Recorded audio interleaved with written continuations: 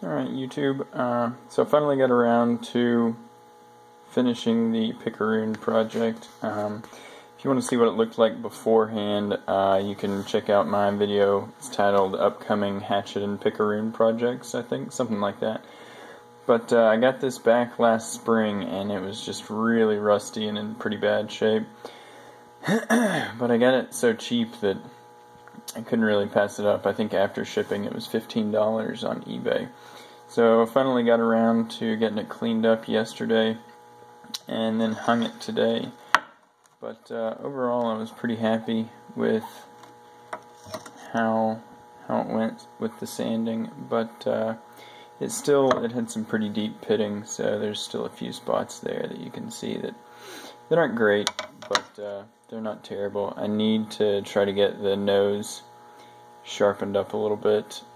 Maybe see if I can get the profile of that curve a little more pronounced so that it'll grab nicely without having to swing it so hard. It really digs in pretty well, but you got to swing it a little harder than I want to have to.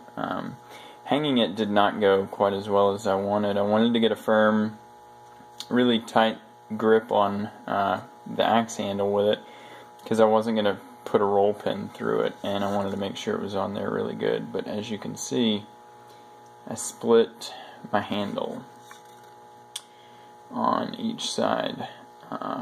So haven't quite yet decided what I'm going to do to try to mitigate that, because I don't want to take it off of here because it's actually a really nice handle. I'm pretty bummed that I split it, but if I can somehow keep that from splitting further, then I'm going to do that and try to save this handle, because it feels really good. It's a nice size, and the grain orientation on it is really nice, and I got it for like $15, but it's just like kind of a nice petite handle, but you know, it's 26 inches long. It's not huge, so a little disappointed in that. And then up here, hanging it did not go quite as well as I had hoped. You can see there's some space there on that right side towards the rear.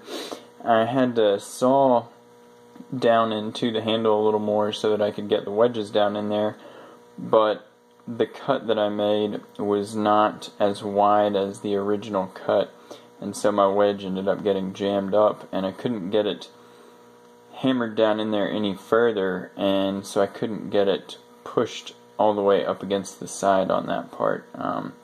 And that middle wedge that you see there is what caused it to split, and I did that because the handle just wasn't quite long enough to fill up this space. It was going to be lacking maybe 3/16 or so, and I thought that would be a pretty good way to get it to spread out forward and get that space filled. But after I put it in, it was fine, and after I got both of these other two wedges put in, I decided to go ahead and give it like one or two more hits, and that's when it split it down here.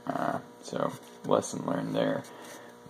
But you know, that looks like a gap right there, but it's actually, I mean, it is just a hair, but if I had better lighting, you could see that once you get just maybe 1/8 of an inch down in there, the wood is completely up against it. So this is the only spot where it's not as good as I want it to be. Pretty bad, actually.